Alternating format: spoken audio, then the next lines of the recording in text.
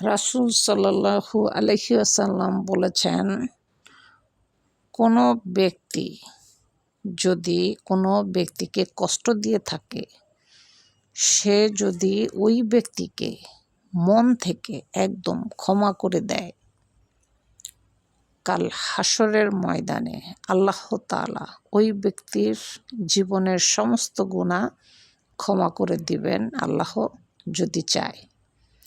তাহলে বোঝা গেল আমার রাসূলের কথা সত্য, কারণ আমার রাসূল কখনোই মিথ্যা কথা বলতে পারে না।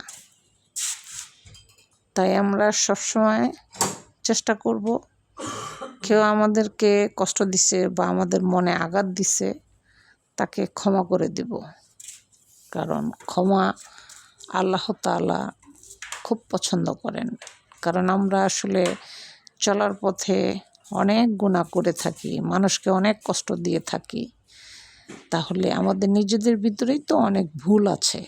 তাহলে আমরা কেন অন্যকে ক্ষমা করব না? আমরা অন্যকে ক্ষমা করে দিব, আল্লাহ তাআলা আমাদেরকেও কাল হাসরের ময়দানে ক্ষমা করে দিয়ে জান্নাত দান করবেন ইনশাআল্লাহ। ভিডিওটি ভালো লাগলে লাইক, সাবস্ক্রাইব করে চ্যানেলের সাথে থাকবেন।